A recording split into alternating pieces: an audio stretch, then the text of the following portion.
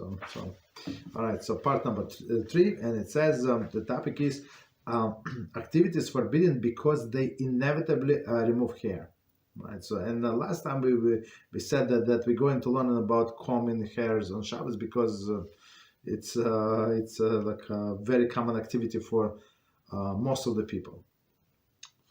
Okay, so it says, it is forbidden on Shabbos to engage in any activity that inevitably removes even a single hair from the body. The following are some of these activities.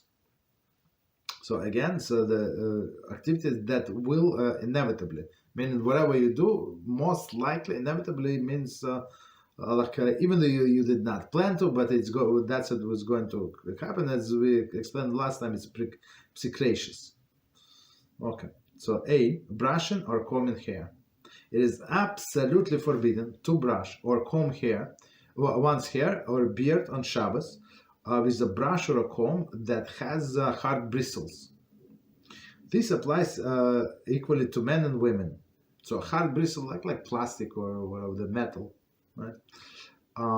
Since all people have some loose hair and some knotted hair, brushing and combing with hard bristle implements inevitably pulls out some hair. So even if a person says, no, probably maybe it fell before Shabbos, maybe yes, maybe no.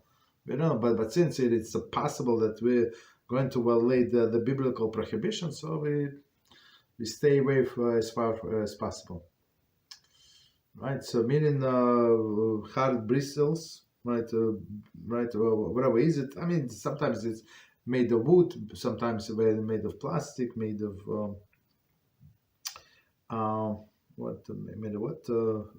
metal. Okay. So continue. The use of a brush is permitted only in the following 3 conditions are met. So I think there was a question about a brush last time. Not last time, but last week. Sorry. Last week. Okay, so about brush, so it's a little more lenient because you might use the soft brush. So soft brush meaning soft. Okay, so let's see 3 conditions. Number 1, brush must be very soft, must have very soft bristles that give way when it meets resistance. So I think personally, I also have to have in mind that not to apply any pressure, 0 pressure. Okay. Thus, when they encounter a knot, a person will realize it and will refrain from applying pressure. I mean, that's not what people do during the weekdays. So I mean, when the person even takes into their hand this brush with the soft bristles, the first idea, remember, no pressure at all. So you see, if she says something entangle or something, so don't stop. Okay. Number 2, one may not brush forcibly or excessively, since even brushing with soft bristles will inevitably pull out the loose hair if applied forcibly or excessively. Only few light strokes are permitted, even though those strokes may be insufficient to make the hair appear perfectly groomed. Okay, so right, so okay, so let's try to understand. So he said absolutely no pressure, right? So because even with a soft bristle, you can inevitably pull out some hair. Right, few strokes, no problem. I mean, for many, I guess it's simpler. So, if you care about this hairdo so much, so just have a shorter haircut. That's it, very short, no problem. Right, so the problem is right. There's no problem. Okay.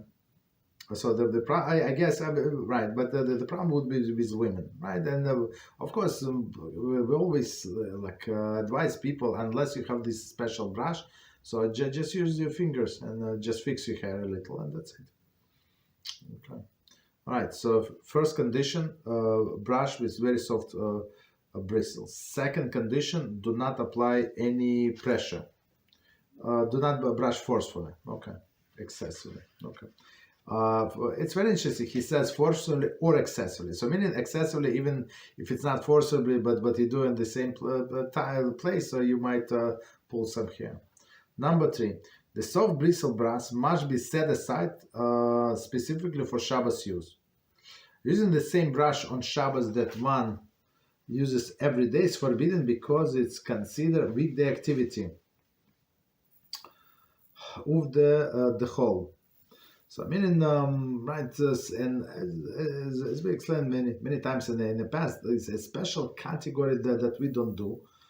Things that technically, even if it's not a muktzah, even if it's not melacha, but we still don't do because it's weekday activity. So the best example I would give, like to exercise. So person ate a lot during the Shabbos day, and now they want to let's go let's go like power walk or something. Let's go walk out to walk to lose to lose some weight or something. So it would absolutely forbidden. If you want to go walk because it's a beautiful day and then you want to enjoy with your spouse, with your family, there is no problem. Right, it's going to be a mitzvah. But if you would go like to stay healthy, that would be absolutely forbidden. One must note that although the brushing hair is generally permitted under these conditions, if individual knows that even the soft bristles brush tends to pull out some of his hair, or even single hair, he or she forbidden to brush at all on Shabbos. Right, and same like if you know, like of course all people are different. We said whatever we said, it's laws of like for general public. But if somebody knows that they have some condition with hair, like they have a hair loss, like hair, like you just touch the hair and it's out. So of course it is a problem. So for these people, it's absolutely forbidden to use this brush. Same. I think we can draw parallel. Brushing teeth on Shabbos.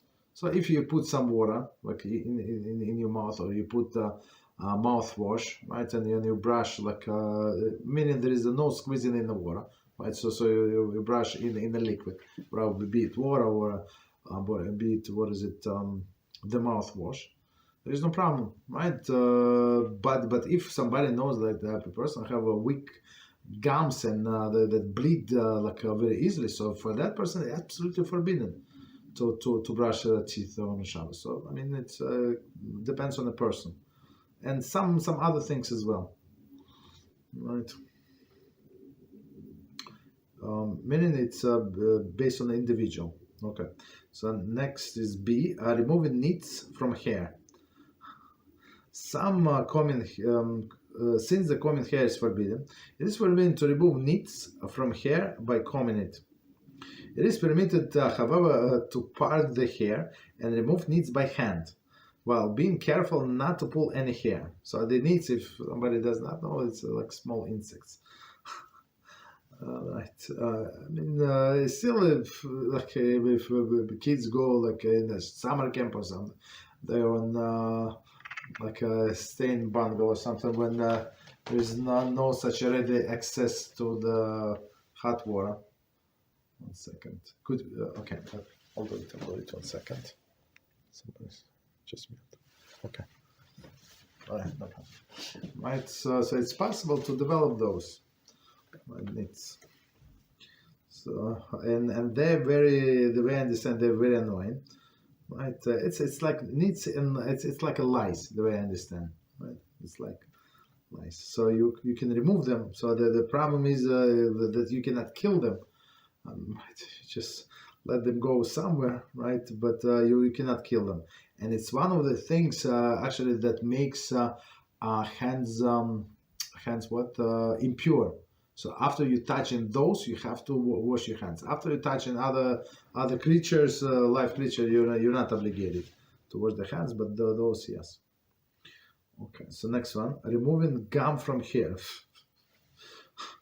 It is prohibited on Shabbos to remove gum that adhere to hair, since some hair is inevitably pulled out in the process. Like I remember being kids, most of the time the only solution, right, would be to cut away from some hair. That is, I don't remember why, but some people just throw through the gum in somebody's hair. Right. Very interesting. Next one. So removing gum, like for sure, is going to pull out the hair. And of course, removing band-aids.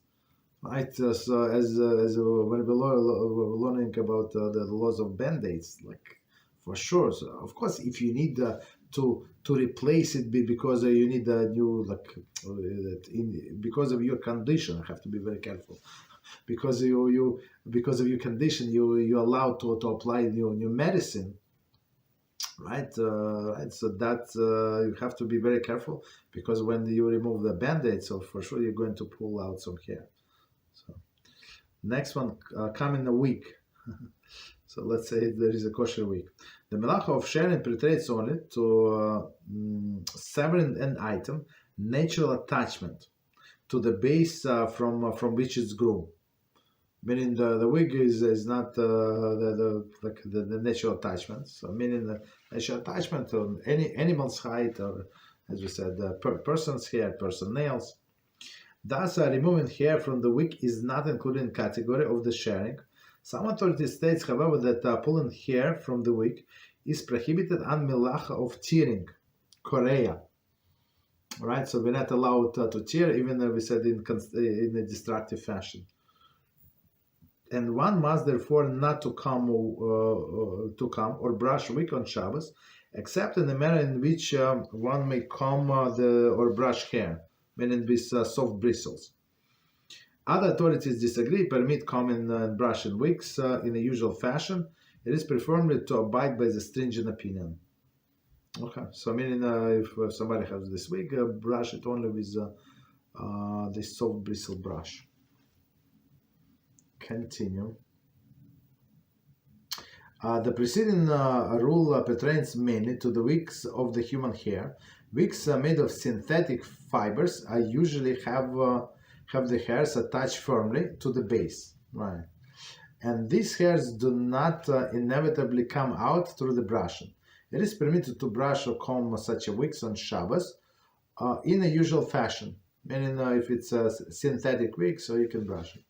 One is advised to test the wig on a weekday to see if brushing it forcefully remove any hairs. I mean, as we always say, before you introduce any new things on Shabbos, test it on a weekday. It's right. Starting as we explained before, even with the shoes, you wanna wear new shoes, and you try once, like it's fitted, you side, you feels perfect. So we say no, walk in them, like even in the house, for a few hours, 5 hours, 6 hours, walk in the house to make sure that they're comfortable. Otherwise, it is a problem. It is a problem, right? So when you're going to walk to the shul, well, what are you going to do? If it's not comfortable. Okay.